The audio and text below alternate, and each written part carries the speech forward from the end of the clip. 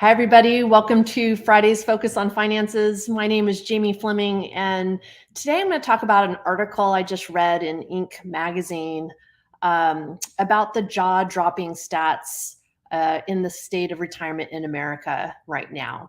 Many Americans spend their entire lives working hard and dreaming of the day they can finally retire, or at least work because they want to, not because they have to. But planning for retirement requires more than dreaming. It means being strategic and focused on saving and investing money, among other things. The average age of retirement for Americans right now is age 66, and this is according to a Gallup poll. And this is up from age 60, which was the average age in the 1990s. With Americans living an average of 78.7 years, that's a good 12 years or more of time to enjoy life after work at a hopefully slower pace. Of the 47.8 million Americans ages 65 and older, the average income is only $38,515. And this is according to the US Census, also stating that the average net worth of those same Americans age 65 and older is just over 170,000. That's it. That's the average net worth. So with numbers like that, saving for retirement can be challenging. Here are some other shocking statistics about the state of retirement in the US. Young people think they'll retire early until they get older. According to a Gallup poll study, when 18 to 29-year-olds were interviewed about retirement, younger people expressed optimism that they'll be able to retire early, closer to their early 60s. However, once they hit 30, that optimism starts to wane, perhaps due to the realities of making a living begins to catch up with them. Your retirement may be longer than expected. Average life expectancy is not a good way to plan for how much money you'll need in retirement. Many Americans live much longer than the average of 78.7 years, going well into their 80s and 90s. According to the Social Security Administration, a healthy 65-year-old woman has a very good chance of living to age 86. And a healthy 65-year-old man has a good chance of reaching age 84. This is well above the average. Older adults should save for retirement that could last 20 years or more. More Americans are planning for a longer retirement. Fortunately, Americans seem to be taking the possibility of a longer life to heart. According to a TD Ameritrade study, 81% of Americans are starting to shift assets in preparation for longer living. And this is longer than their ancestors, of course. So they're doing this in a few ways. They're doing this by reducing expenses, buying secured life insurance, and maximizing their contributions to retirement plans, including catch-up provisions for those 50 years and older. Many Americans, though, are accessing retirement funds early. This is the opposite end of the spectrum of those who are planning ahead for longer life. There's a growing trend of Americans who are dipping into the retirement funds early.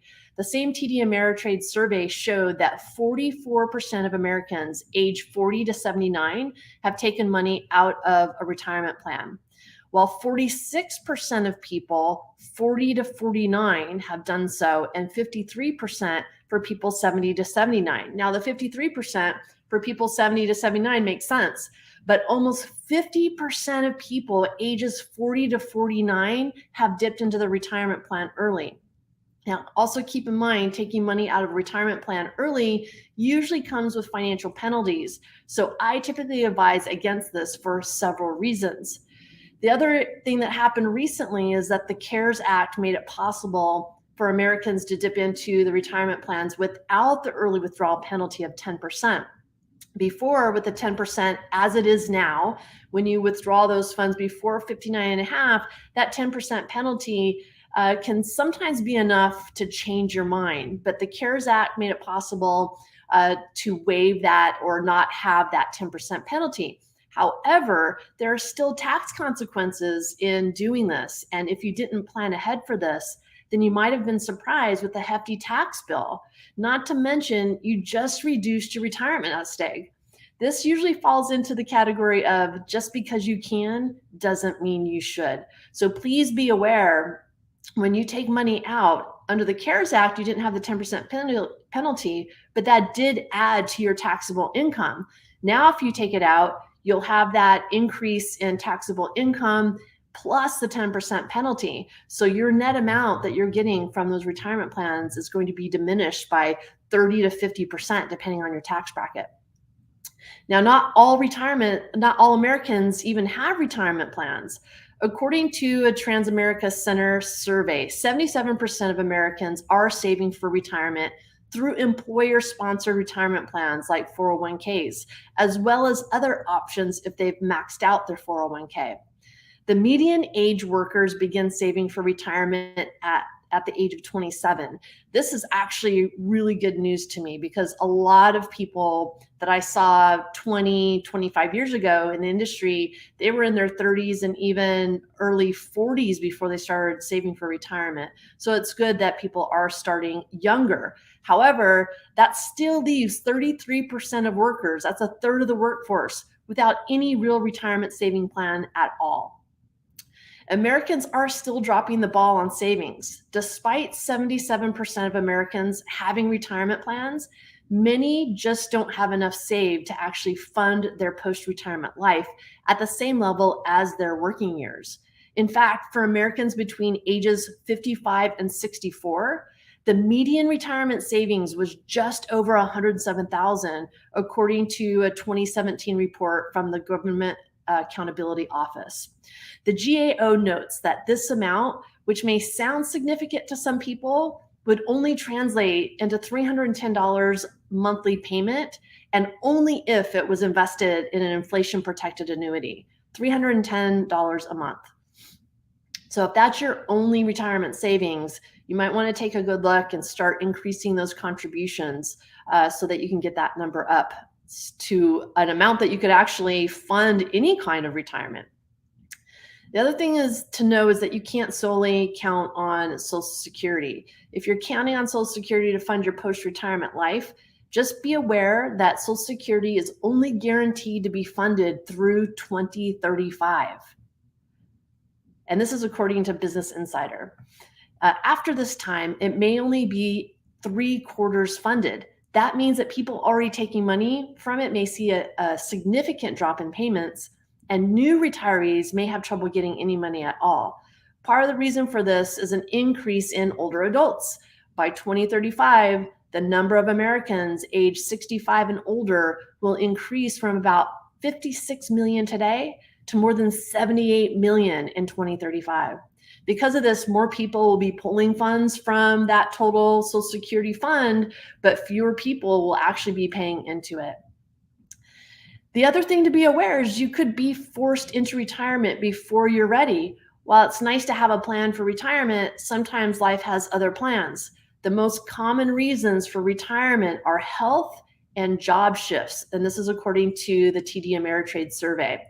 50% of people retired before they would have liked for reasons including layoffs, caregiving responsibilities, an unexpected change in their financial situation, and health issues. 50% of people. So this is in the forced to retire before they were ready. So keep that in mind. One out of every 2 people were forced to retire for one of those main reasons that I just listed. The other thing to note is that you may need more money than you think to retire. In order to keep living at or near your lifestyle while working, many experts suggest that you need between $500,000 and $1 million saved in order to finance your retirement years. Now, this number may seem like a hefty chunk of change for some. For others, that number may fall short of what they really need. So you need to look at how many years you have to retirement. With that said, without a financial plan to understand what your retirement nest egg needs to be, again, those numbers could be way too conservative for you, especially if your lifestyle requires 6 figures in annual retirement income to maintain the lifestyle you desire. Many of my California clients need in their 50s earning 6-figure salaries now. they need and are planning for closer to $2.5 to $3 million to retire at age 60. Whereas my 35-year-old client in California will need and have closer to $5 million to retire at age 60. And this is not because they have extravagant lifestyles, but due to inflation and cost of living increases over time. So you also have to look in your area to see. So be careful when you're reading. I read a lot of financial articles, and they talk a lot about averages. And the problem with averages is that cost of living in California is going to be different than cost of living in Montana. So you want to look at where you're at, what you really truly need to live on for retirement, and find out what that nest egg number is. And then, of course, no one really wants or likes to talk about assisted living, and assisted living is quite costly. There is a 70% chance that an American age 65 or older will need long-term care at some point, according to the U.S. Department of Health and Human Services. If that involves assisted living facility, those costs can be incredibly high, and Medicare will not cover them. The median cost per month for an assisted living facility is just over $4,000 a month, and it's more than double that for nursing home care. That doesn't include other healthcare costs either. This is why many older adults opt for long-term care insurance in their 60s, but this can also be cost prohibitive, especially if you have health issues. So you can see there's a lot to consider when you're planning for retirement. And if you don't know your actual retirement nest egg number, then you may fall short when it comes time to consider when you want to retire. So please take advantage of our complimentary consultation, see how we can help you to find what you need and what steps you should be taking to get there. Thanks, everyone, and I'll see you next week on Friday's Focus on Finances.